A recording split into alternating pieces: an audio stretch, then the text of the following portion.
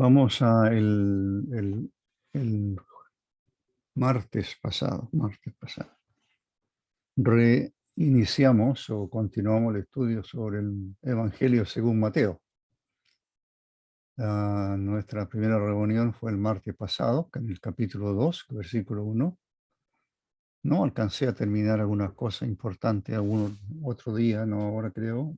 Me gustaría tratarla. Y una de ellas, para que los miren, es, allí aparece por primera vez la mención del Hijo del Hombre, para que sepáis que el Hijo del Hombre tiene potestad o autoridad para perdonar pecados, y entonces sanó al paralítico. Y ahora vamos a leer en el versículo 13, en el versículo 13 de Marcos, capítulo 2. Y Marcos capítulo 2 y versículo 13 es lo que se llama, el título en la Reina Valera, llamamiento de Leví. Llamamiento de Leví. Llamamiento del Señor, el llamado del Señor. Así que vamos a leer del versículo 13 y tratar de terminar todo el párrafo hasta el versículo 17. Aparentemente no es tan largo, pero tiene interesantes antecedentes para nuestro beneficio, por supuesto. Así que vamos a leer, hermanos y amigos, desde el versículo 13 hasta el versículo 17 de Marcos. Marcos capítulo 2. Marcos capítulo 2. Después volvió a salir al mar. El Señor está en Capernaum.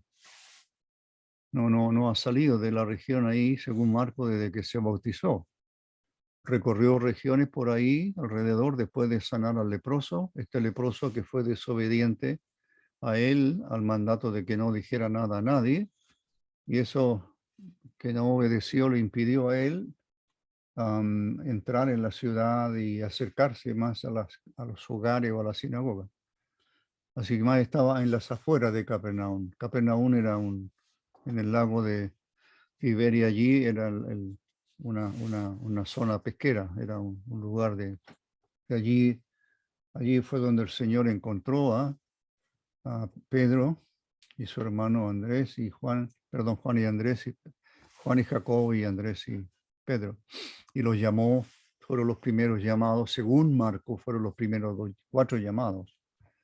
Y este Leví es el quinto, según Marcos. Todavía no son escogidos los apóstoles. Eso hay que tenerlo presente. Ahora, el Señor no tenía 12 discípulos que eran 12 apóstoles. No, el Señor tenía una cantidad mucho mayor de discípulos.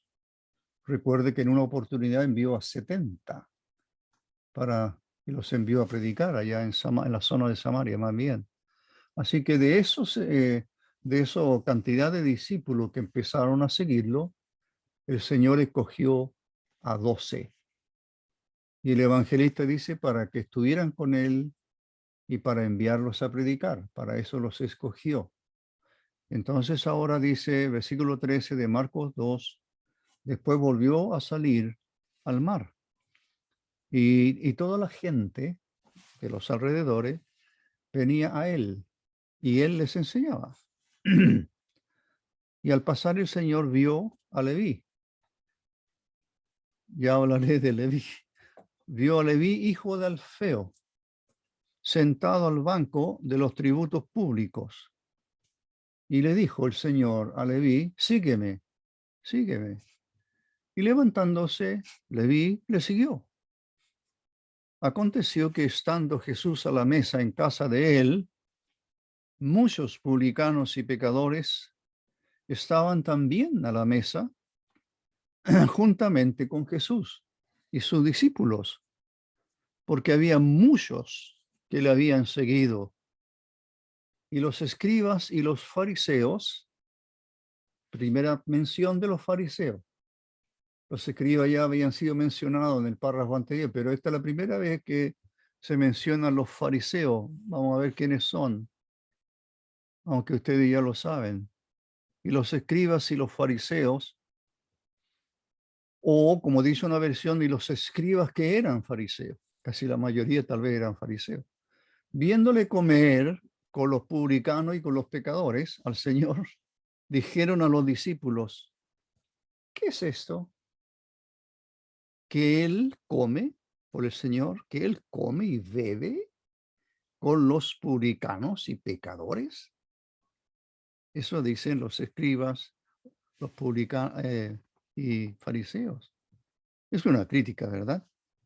Al oír esto, Jesús les dijo, qué interesante, los escribas y fariseos hablan a los discípulos, pero el Señor sabe lo que están diciendo. Así que el Señor contesta, no los discípulos, por supuesto. Al oír esto, Jesús les dijo, los sanos, y este era un dicho muy popular ya en su tiempo, los sanos no tienen necesidad de médico, sino los enfermos. No he venido a llamar a justo, sino a pecadores. No he venido a llamar a justos, sino a pecadores. Muy bien. Y el Señor nos ayudará.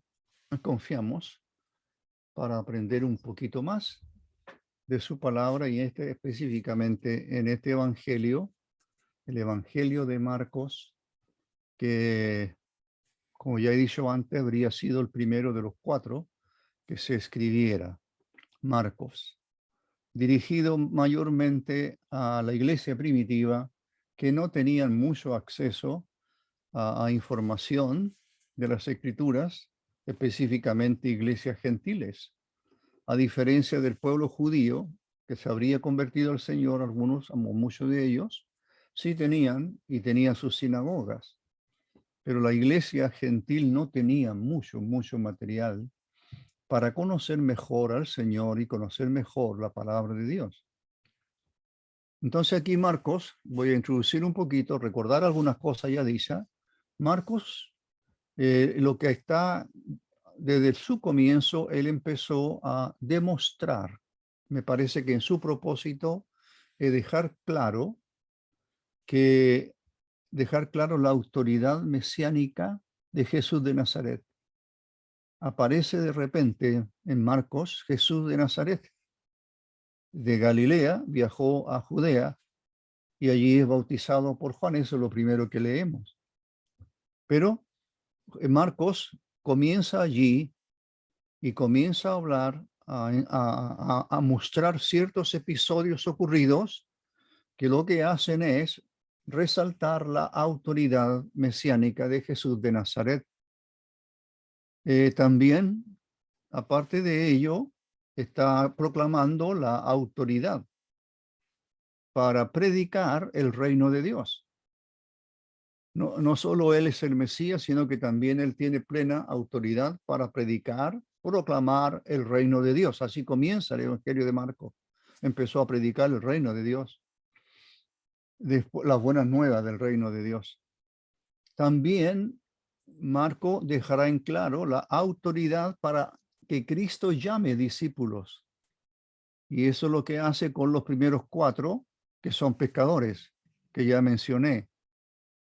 La autoridad sigue, Marcos el escritor sigue haciendo hincapié en la autoridad de Jesús de Nazaret como el Mesías, y en este caso ahora él resalta o recalca o hace hincapié sobre la fuerza, él tiene autoridad sobre las fuerzas demoníacas, él expulsa demonios allí en la sinagoga. También en la misma sinagoga cuando está enseñando, la gente decían que él tenía autoridad para enseñar, tenía autoridad para enseñar, tenía autoridad sobre la enfermedad, sanó a muchos, comenzándolo después con la suegra de Pedro, sanó a muchos ese día y al día siguiente o sana al leproso aquel. Y además, que fue lo último que vimos, el Señor tiene, por supuesto, absoluta autoridad para perdonar pecados. ¿Quién puede perdonar pecados sino Dios? Pensaban los escribas, los doctores de la ley o los expertos en la ley de Dios. Y estos hombres estaban pensando, ni siquiera estaban hablando, estaban pensando. Y el Señor muestra una vez más que Él es Dios. Y entonces sabe lo que ellos están pensando y entonces dice que él tiene autoridad para perdonar pecados. Dijo al paralítico, levántate y anda. Así que cuando el Señor sana al paralítico, según Marcos, según el relato de Marco, Marco ahora va a señalarnos, por lo menos dije yo, alcancé a decir sí, que hasta el capítulo 3, los primeros 6 versículos, creo, hasta el capítulo 3 hay por lo menos 5 menciones que las narra Marcos, de una serie de controversias que empiezan a aparecer entre este grupo llamado escribas y fariseo. O empieza entonces a crecer una animosidad de estos escribas y de estos fariseos hacia el Señor. Yo mencioné un poco, no es que estaba defendiendo a los escribas, pero los escribas eran gente que sí conocía las escrituras. Y los fariseos también. Pero ya hablaré de los fariseos un rato más. Pero lo que tenemos aquí, esa fue la primera mención, y ahora veremos la segunda mención. Ahora los escribas están aparejados con los fariseos, o una versión que dice, y los escribas que eran fariseos, pero lo más probable es que habían escribas y fariseos. Muy bien, entonces comenzaremos con el versículo 13, del llamamiento de Leví, y usted va a encontrar, o ya encontró, o encontramos en esta lectura, ¿no es cierto? Por un lado está el llamamiento de Leví propiamente tal, y luego está esta controversia que se presenta, sería por segunda vez que empieza, que aparece esta controversia, esta animosidad ya de escribas y fariseos que empiezan a encontrar en los actos del Señor y en las palabras del Señor y en la enseñanza del Señor, empiezan a encontrar cosas que no se le ajustan a lo que ellos creen que es la palabra de Dios. Respetan al Señor, lo reconocen como maestro. De hecho, el Señor en el Evangelio de Lucas aparecen varios relatos en que él está con los fariseos. Una vez un fariseo le invitó a comer a su casa, Simón, y él fue. Él no tuvo problema para entrar a la casa de este fariseo y sentarse a la mesa y comer con él. No, no tenía problemas. Y ahora es diferente con quién está comiendo. Entonces, en el llamamiento de Leví, ahora, el tema central de todo el pasaje este que ya hemos leído en la Reina Valera, el tema central de este pasaje tiene que ver con el corazón de Dios para las personas. Mire, Dios no hace acepción de personas. Y una de las cosas que se resaltan en su actitud es que Él acoge, recibe. El que a mí viene, dijo en una oportunidad, no le echo fuera. Él acogió a quien quiera que sea. Se detiene a hablar con la mujer samaritana conociéndola como era. No se aleja de ella, no se arranca de ella, no huye de ella por temor a contaminarse, por así decirlo. Traen a la mujer aquella adúltera y la ponen delante de él, y el Señor perdona a aquella mujer. Así que una de las cosas que a lo mejor nos cuesta aprender o nos ha costado aprender a través de los años es que no podemos pensar que nosotros somos mejores que los demás, ni siquiera en el aspecto llamado conocimiento de las Escrituras.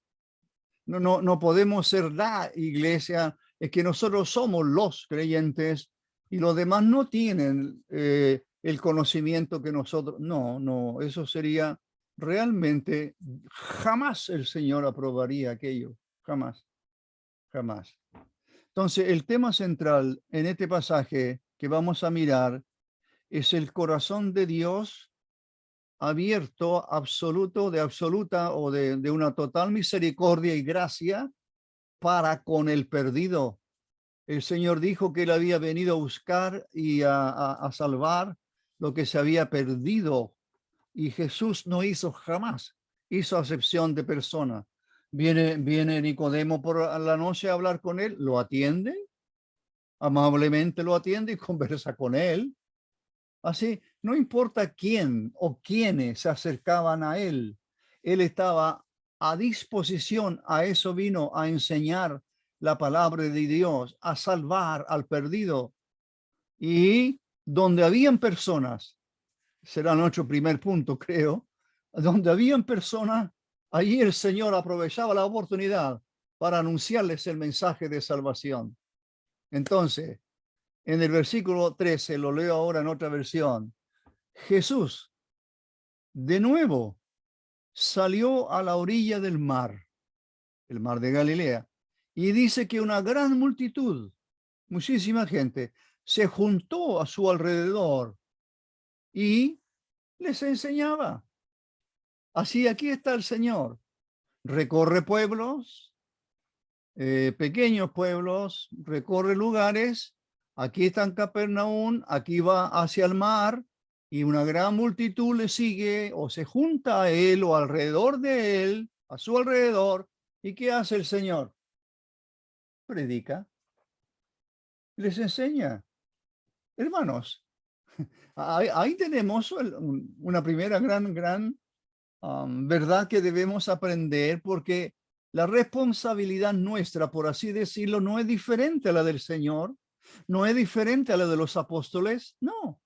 A través de 2000 años, la iglesia ha tenido siempre esta responsabilidad de predicar la palabra de Dios.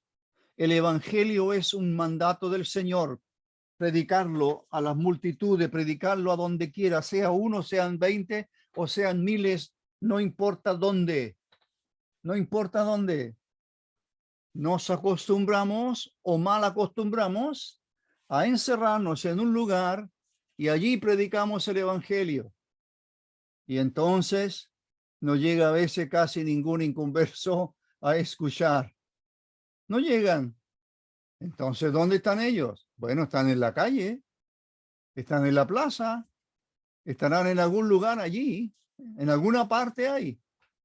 ¿Qué es lo que hace el Señor? Bueno, busca las multitudes, ya le están conociendo. Es cierto que el Señor hizo milagros y tal vez muchos le siguen por los milagros que hizo, pero también hay muchos, como ahora, por ejemplo, Él no sanó a nadie, no dice que sanó a alguien, sino que el Señor ve la multitud, ve a que el grupo de personas aquí, ¿qué es lo que ve?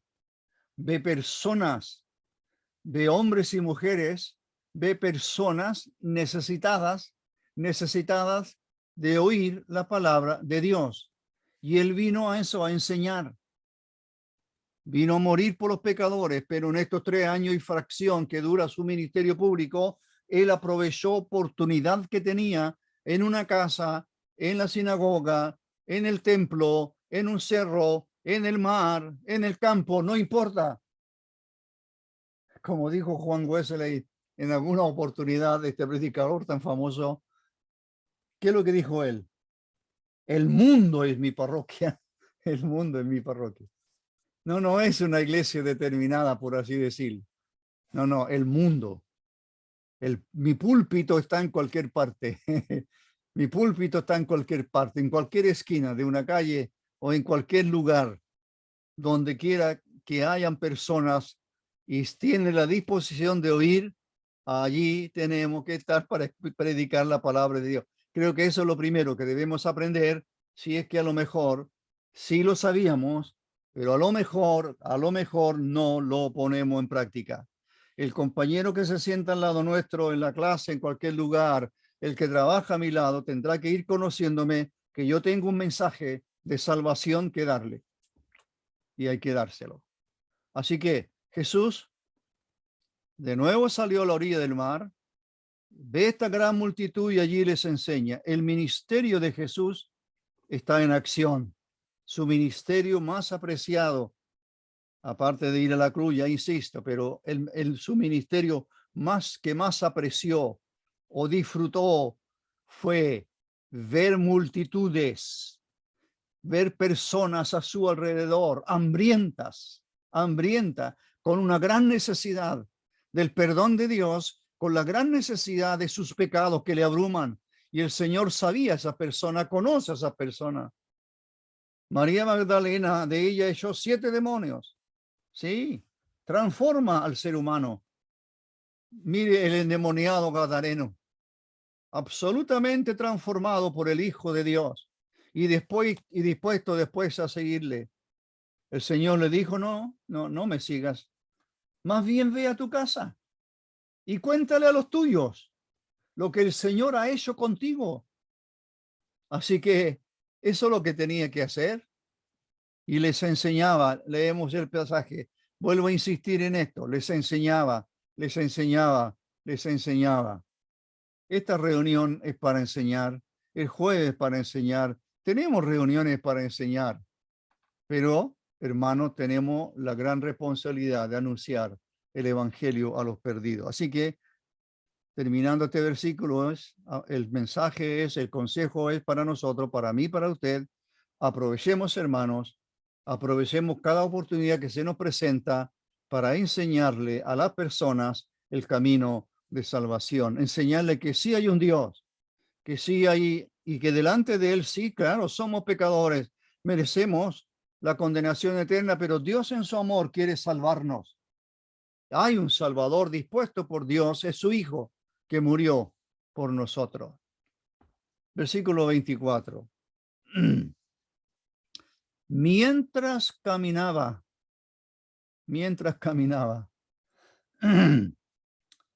dice, estoy leyendo otra versión por si acaso, ya leí la Reina Valera. Mientras caminaba y vio a Leví, hijo de Alfeo, sentado en el lugar donde cobraba impuesto. No dice que es una oficina, no dice que es una casa. Hasta podría ser ahí en la calle, no sé, alguna carpita, alguna cosa, pero ahí está. ¿Cuál es su trabajo? Cobrar el impuesto. Y el Señor le dijo, sígueme, sígueme. Y levantándose, Leví le siguió. Y levantándose le siguió. Entonces ahora nos adentramos en este Leví. ¿Quién es este Leví? Usted me dirá, bueno, es Mateo. ¿Dónde sale eso? Interesante. Bueno, Marco y Lucas mencionan a Leví, hijo de Alfeo, pero en el listado de apóstoles no aparece el nombre Leví. ¿Extraño? No aparece. Por eso que hay varias conjeturas, investigaciones, que a lo mejor Leví no era el nombre realmente de él, y que a lo mejor era un levita, y si era un levita y se dedicó a ser un cobrador de impuestos, sería más odiado todavía, menos querido por el pueblo porque dejó su labor de levita. Bueno, no sabemos mucho de eso, perdón. En Mateo, por ejemplo, el pasaje paralelo aquí, y por supuesto en el evangelista Mateo, en el capítulo 9 dice, el pasaje paralelo dice, vio a un hombre llamado Mateo. Vio a un hombre llamado Mateo. Pero Marcos y Lucas dicen que vio a un hombre llamado Leví. Leví, hijo de Alfeo. Pero en el listado de los apóstoles aparece Mateo, hijo de Alfeo. O en Lucas y Marcos no aparece así, no aparece Leví, aparece Mateo, o aparece, no, perdón, en Mateo creo que aparece Mateo el publicano. Mateo el publicano. No me quiero enredarnos, pero ustedes pueden leer los 3 pasajes que están, donde aparecen los 12. Y allí donde aparece el listado de los 12 aparece un Jacobo, hijo de Alfeo. No aparece un Leví, hijo de Alfeo. Aparece un Jacobo, hijo de Alfeo. Así, hay una controversia un poquito, pero me quedo con lo que toda la vida he sabido y en lo que he leído sigo confirmando que lo más probable es que Mateo es la misma persona llamada Leví aquí en Marcos. Leví o Mateo. Así que entonces, como dije, ni Marco ni Luca conectan a Leví con Mateo. No hacen eso, no dicen para nada que Leví era Mateo, no lo dicen. Pero lo más probable, como estoy diciendo y repito, es que se trate de la misma persona, aunque hayan diferencias entre algunos estudiosos al respecto. Pero creo que eso no tiene tanto interés, me parece, sino que el Señor escoge de entre varios discípulos, escoge a 12 y aparece el listado, y a veces el listado con entre un evangelio y otro no son exactamente iguales a veces los nombres. Muy bien. Así que, repito, en la elección de los 12, en Mateo 10 por lo menos, se habla de Mateo el publicano, Mateo el publicano. Y acá se habla de un Leví el publicano. Mateo el publicano, Leví el publicano, y sería a lo mejor la misma persona, el apóstol Mateo. Si aparece un Jacobo, hijo de Alfeo, ¿sería coincidencia? Habrían dos personas cuyos padres se llamarían Alfeo? Puede ser, ¿por qué no? Así que Lucas también menciona, entre paréntesis, también menciona a Jacobo, hijo de Alfeo. Así que dejamos de lado estas discusiones y dice aquí que el Señor pasó por el lugar donde estaba Leví cobrando impuesto. Seguramente, dije yo, ahí en un lugarcito, en algún camino principal, especialmente, a ver, aquí tengo que explicar algo. Normalmente se dice que los impuestos iban a Roma y por eso que eran odiados los publicanos. Más que ser odiados porque trabajaban para el invasor, también eran odiados porque la mayoría de ellos que no tenían a lo mejor a veces sueldos tan elevados o fijos, no sé, por supuesto, cobraban de más. Esa es una de las críticas que se le hace al publicano. Siempre cobran un poco de más porque encontraban que era a lo mejor poco lo que estaban recibiendo. Pero en el caso de Galilea, allí está reinando, sobre el pueblo judío, está reinando un Herodes. Está reinando un Herodes.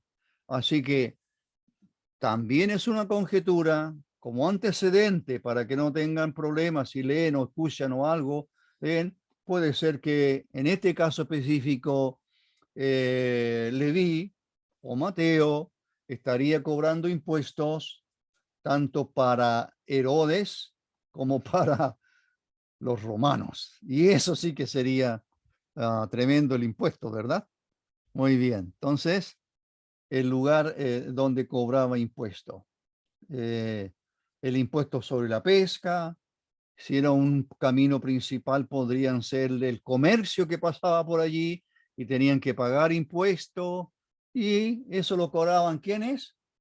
Los publicanos, así llamado, cobrador de impuestos o publicanos.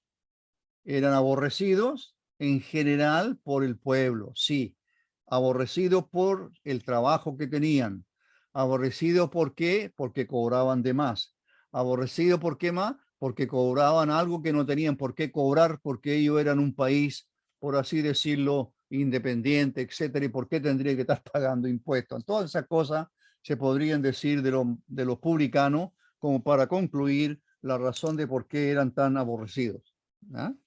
Los publicanos. Entonces, estos cobradores de impuestos eran despreciados por su reputación de ser deshonestos. Poco honesto, dijo alguien, pero deshonesto ya. Por las recargas en los impuestos para quienes estaban trabajando. Así que ya sea a los romanos o que el impuesto haya ido hacia el rey de Herodes, en este caso, o a para los dos, lo más probable, lo más probable. Muy bien. Dejamos de lado al publicano. Ya conoce a otros publicanos. El más famoso, ¿cuál es? Saqueo. Saqueo. Entonces, Saqueo, bueno, y Saqueo a los ojos de todo era un hombre pecador. Era por su trabajo, era un hombre pecador. Además que estaba, parece, muy enriquecido, era rico. Era jefe de los publicanos, así que parece que había toda una organización de publicanos.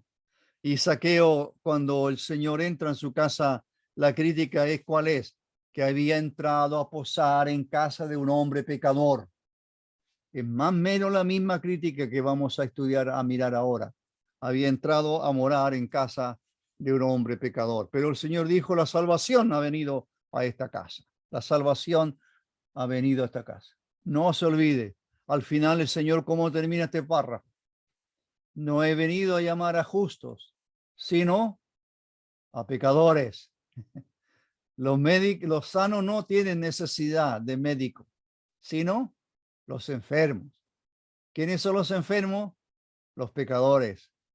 Es un ejemplo, un lenguaje que está usando para entenderlo mejor. ¿Quiénes son los sanos? Los que se creen justos. No son justos, pero creen que son justos. Usted se acordará de la parábola que cuenta el Señor de un publicano, de un fariseo y un publicano que van al templo a orar. ¿Por qué contó esa parábola? Se la contó a aquellos que miraban a los demás hacia abajo. Los demás son pecadores, pero yo soy justo. Yo no soy pecador.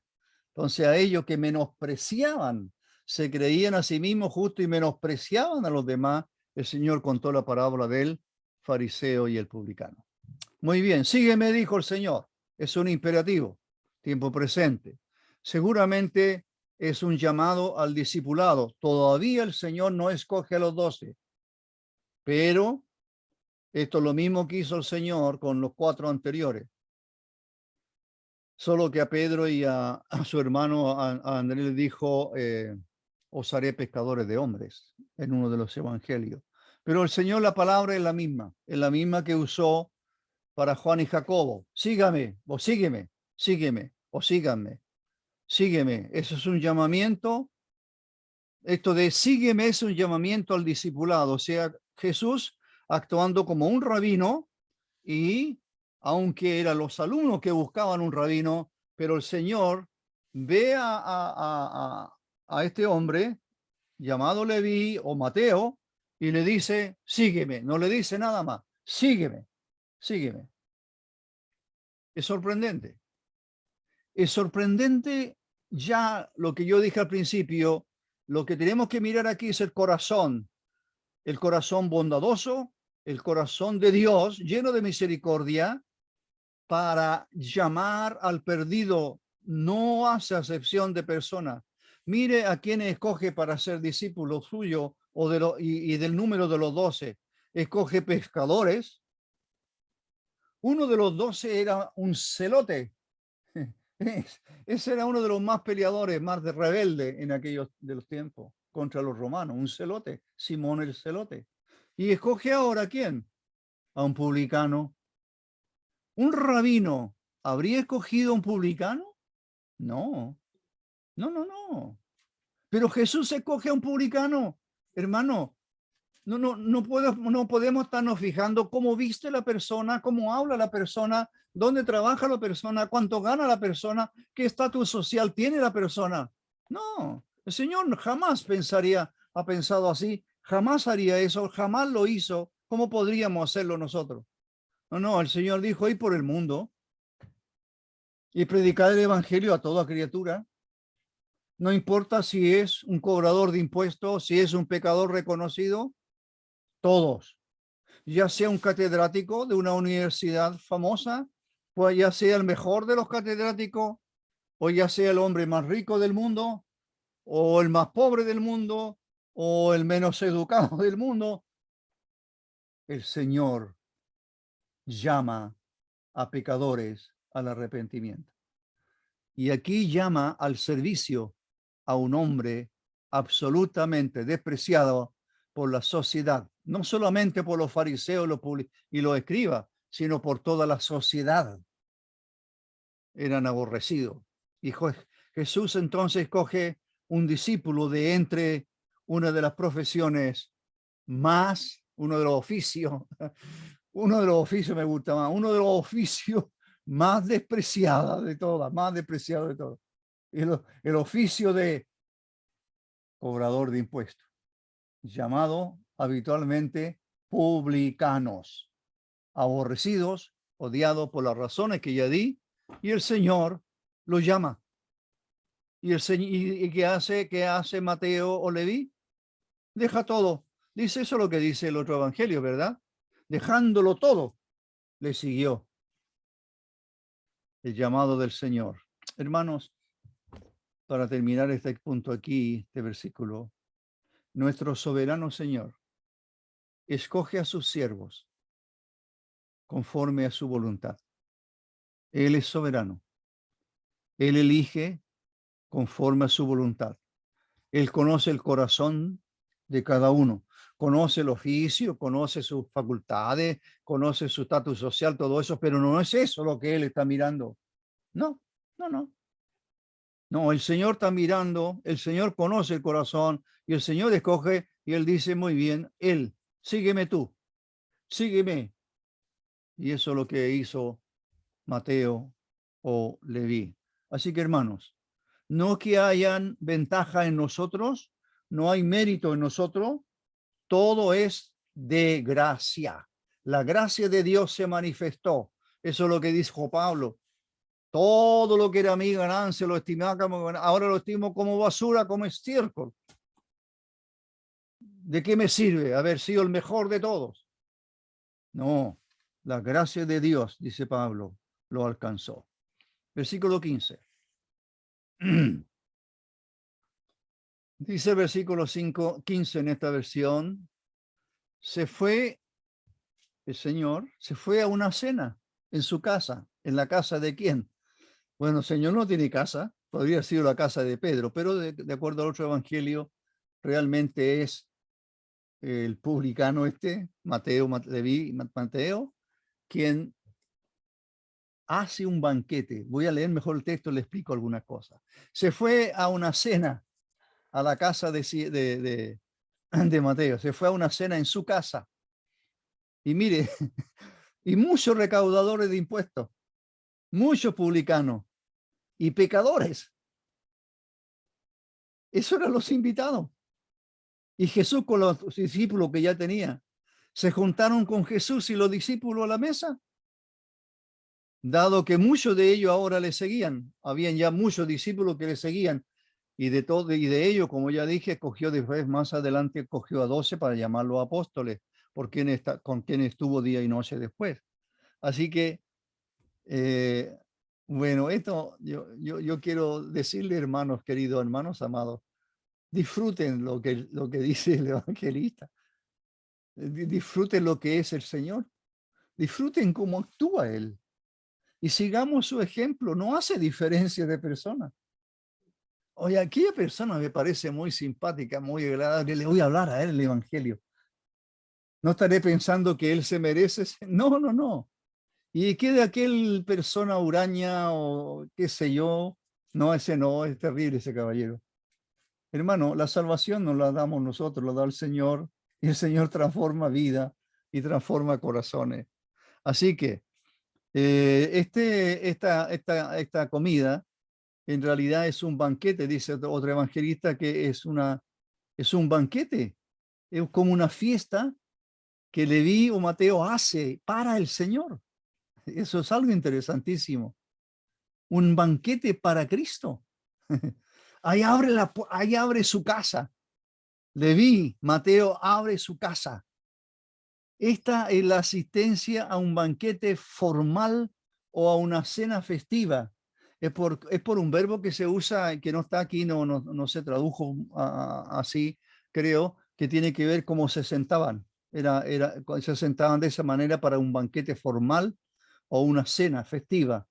Así que no era una comidita, iba a decir así nomás, sino que era algo especial que Mateo o Leví preparó para su Señor.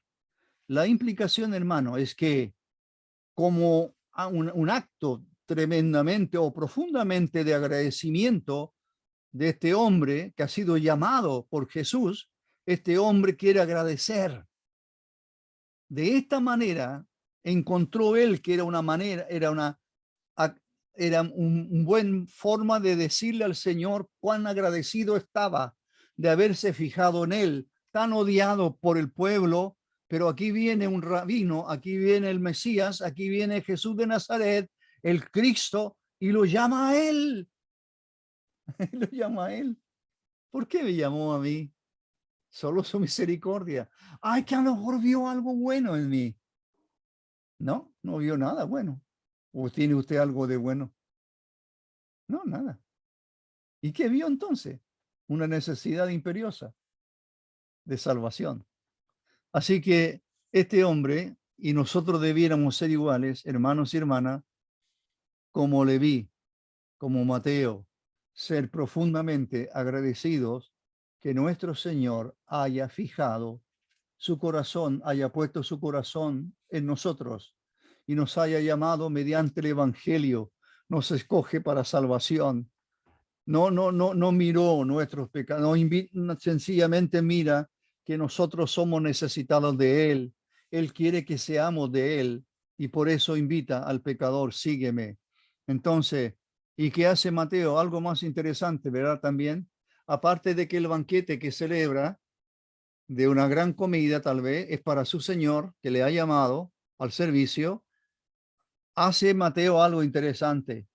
Los invitados a la cena son todos conocidos de él, amigos de trabajo, son todos odiados como él, por así decirle, son del mismo nivel social, ¿ya? No, él invita a quienes, a los que sabe que sí van a ir, no le van a despreciar. Ahí está Mateo. Así que eh, sus compañeros, recaudadores de impuestos, junto a los discípulos, todos sentados alrededor a la mesa con el Señor para disfrutar de este banquete en honor del Señor. Lucas dice que Leví preparó un gran banquete en su casa. Eso dice Lucas 5. Preparó un gran banquete. Así que los recaudadores de impuestos o publicanos y los pecadores, que no hay mucho antecedente quiénes serían, pero tendría que haber sido, como un escritor dice, la escoria de la sociedad. Los pecadores, quizás qué tipo de pecadores serían, no sé, no dice mucho aquí. El Simón, aquel fariseo, dijo, si el Señor, si fuera profeta, sabría qué clase de mujer es, que es pecadora, qué tipo de pecadora era, por qué le llamaban pecadores. A lo mejor llevaba una vida desordenada, ajena a la ley de Dios, a lo mejor lejos de la religión judía, no sabemos. Pero estos son los que están a la mesa con el Señor. ¿No le parece interesante? El Señor dijo muy bien, tantas veces lo hemos repetido. El Hijo del Hombre vino a buscar y a salvar lo que se había perdido. Lucas, entonces, estos son los amigos y socios de Leví, los que están a la mesa. Y aparece aquí en Marco por primera vez el término discípulos, ¿ya? Pero ya expliqué un poquito que ya había gente siguiéndole y por eso serían llamados discípulos, no son los apóstoles todavía. Versículo 16, me queda muy pocos minutos y quiero terminar, 10 minutos. Tengo que terminar ahora, sí quiero terminar el 17. El 16, cuando los expertos de la ley, que eran fariseos, esta versión.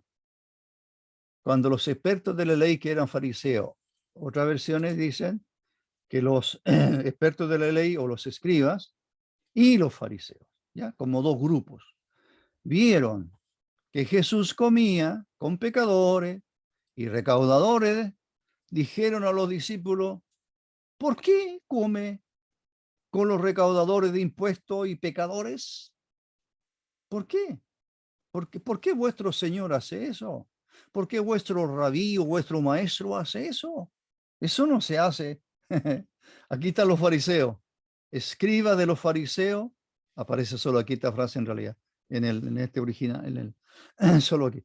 Son expertos en la ley, sí, ya lo expliqué la vez pasada, y que muchos de ellos pertenecían también a la secta de los fariseos. Esta es la primera referencia que Marco hace de los fariseos. No lo había mencionado antes. Así que los fariseos, voy a dar solamente una pequeña versión de ellos, de cómo, de dónde nacieron, cómo salieron, y parece que fue en el tiempo de los macabeos. Eso fue en el año 175 al 163 antes de Cristo. La lucha de los macabeos. ¿Qué hicieron los macabeos? Bueno, los macabeos lucharon fuertemente contra Antíoco, este famoso Antíoco tan malo, que fue uno de los, cuando muere Alejandro el Grande, Alejandro Magno, y no teniendo hijos, el reino griego, macedonio griego, se divide entre 4 generales, y ahí aparece este Antíoco IV Epífanes, malo. Y entonces este es el que hace, es una figura del anticristo. Este es el que hace sacrificio de absolutamente impuro. Este es el que hace muchas cosas en el templo. Bueno, los macabeos pelean para zafarse de Antíoco, y hay un grupo que le ayuda a los macabeos, que eran los Hasidim, es lo que encontré. Y estos Hasidim eran judíos piadosos, muy piadosos, y estos judíos muy piadosos, los Hasidim, eran muy, muy defensores de la santidad de Dios.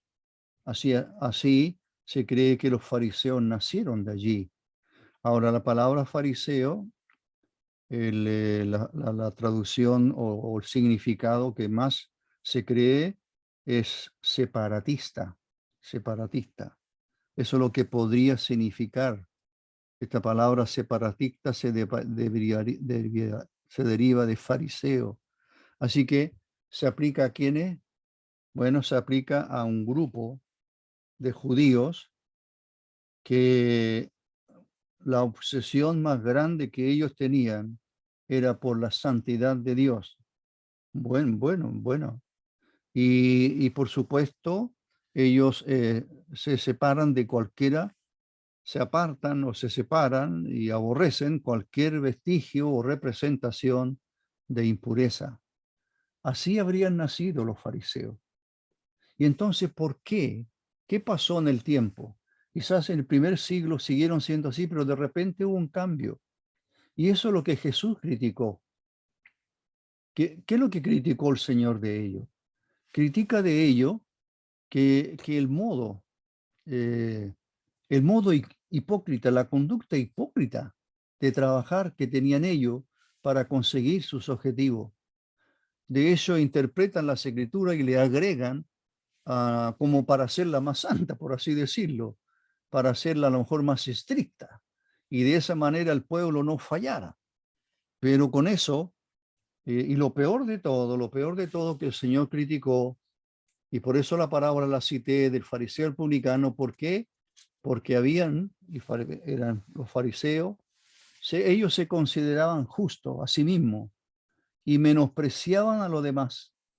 Entonces, eso de creerse justos y los hace a ellos ser tan orgullosos de su religión, tan orgullosos de no pecar, de no ser pecadores como los demás, que aborrecen a los demás que lo hacen.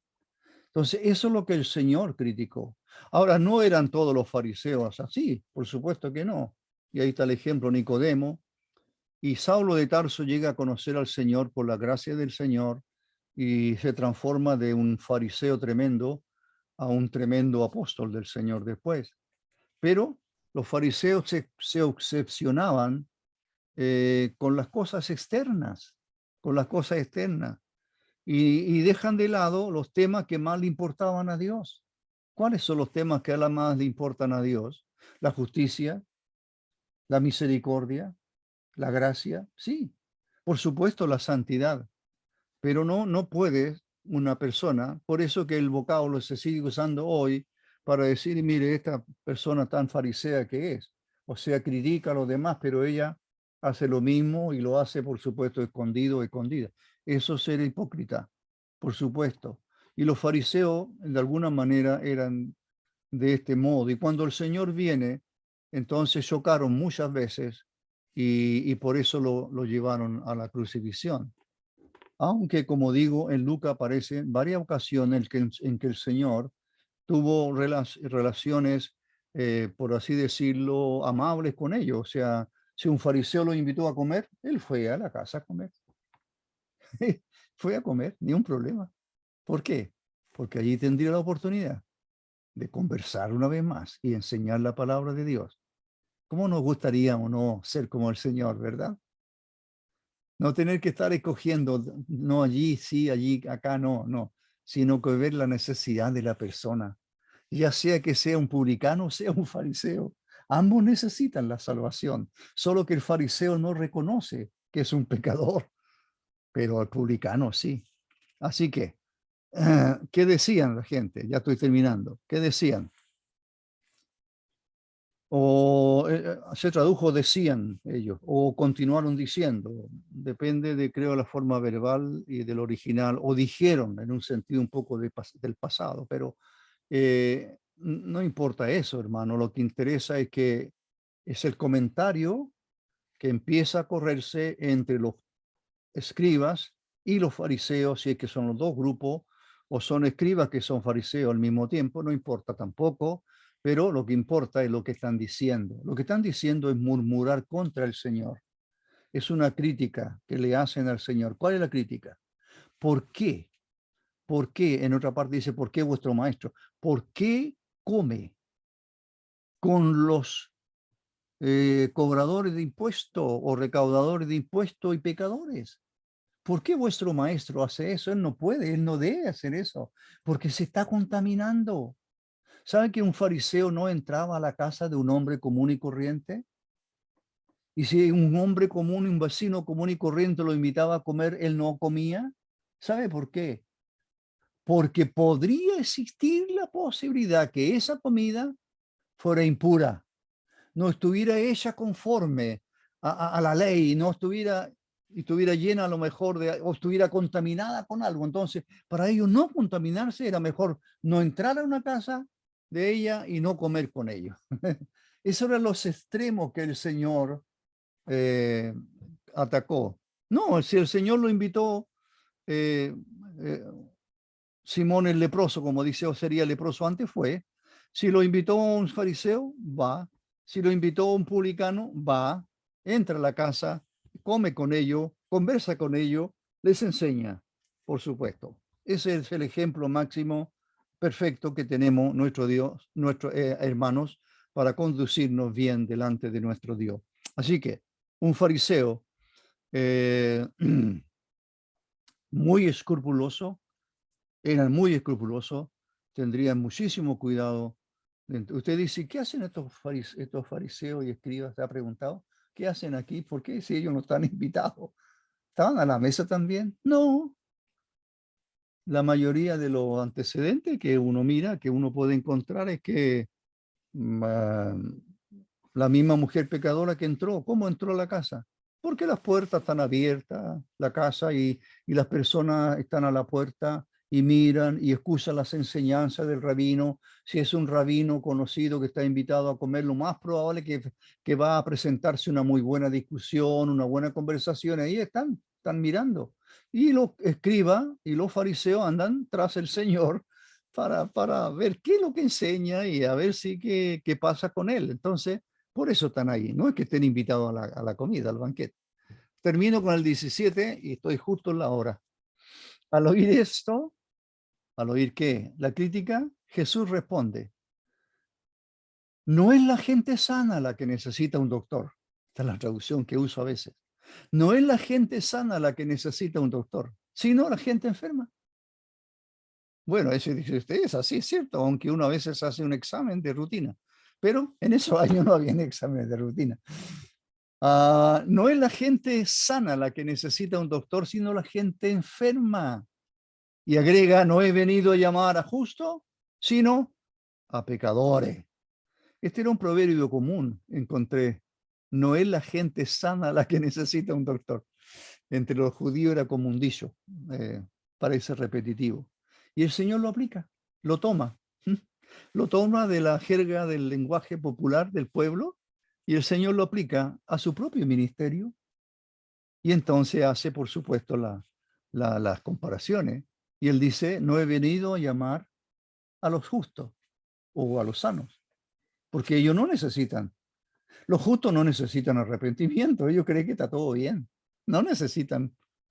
Pero he venido a llamar pecadores, no he venido a llamar a los justos, sino a los pecadores. Así que, hermano, el énfasis se pone en el llamamiento positivo de Jesús hacia los pecadores. Él dijo que él no había venido a condenar, él había venido a salvar. Ojalá aprendiéramos y tuviéramos un corazón tan lleno de bondad, de gracia, de misericordia y de amor hacia los que se están perdiendo como lo tuvo nuestro Señor. Y sea quien sea que quiera saber de la obra del Señor, ojalá se acerque a nosotros. Una señora me preguntó hace unos días atrás, conversando de la Escritura, y ella existe a un lugar, etcétera. Entonces de repente me preguntó, porque no es la primera vez que conversamos, y me dice, ¿usted es pastor? Bueno, en cierto modo, sí, enseño, sí. Ah, me dijo. Ah, muy agradable. Y ella estudia, pero estudia su Biblia, dice ella, la lee su Biblia. Qué bien, digo yo. Si despierta a medianoche, se lee la Escritura. Hermano, tenemos que parecernos al Señor, no importa con quién conversemos, sea un comerciante a quien le estamos comprando algo, o sea, no sé, alguien que se encuentra con nosotros en algún lugar. Aprovechemos las oportunidades y podamos conversar como el Señor lo hizo. Una de las cosas que este pasaje tiene muchísimas cosas que me llaman la atención al repasarla después de tantos años y me doy cuenta cómo el Señor es. Realmente el corazón del Señor es tremendamente bondadoso. Como dijo el Señor, aprended de mí, que soy manso y humilde de corazón, hallaréis descanso para vuestras almas. Él ama al pecador. Él ama al pecador. Vamos a orar. Padre nuestro, bendito Señor, te damos gracias por ser como eres. Te has revelado en tu libro y nosotros cada vez que leemos conocemos algo más de ti. Y por supuesto, nuestro Dios, queremos agradecerte por tu Hijo, tu bendito Hijo, tu único Hijo, tu amado Hijo, el que siempre en él tú encontraste complacencia, contentamiento, agrado. Cuánto gozo llevó a tu corazón tu Hijo aquí en la tierra y siempre, pero estando aquí Él está haciendo tu voluntad y la voluntad tuya es salvar pecadores. No vine a condenar, leemos en los evangelios que él no vino a condenar, Él vino a salvar pecadores y te damos la gracia. Y no importa dónde estaban estos pecadores, están en todas partes, aunque no lo reconocen muchos, tal vez no reconocen su condición espiritual, pero el Señor sí iba donde estaban las multitudes, o tal vez una sola persona. No importaba su auditorio quiénes serían pecadores o sería gente más con más conocimiento. Eso no le importaba. Lo que le importaba era enseñar, enseñar, enseñar. Ayúdanos, Padre eterno, para parecernos más a nuestro amado Señor. Te damos gracias por Él. Nuestro amado Señor Jesús, te damos gracias por Él. Amén. Muy bien.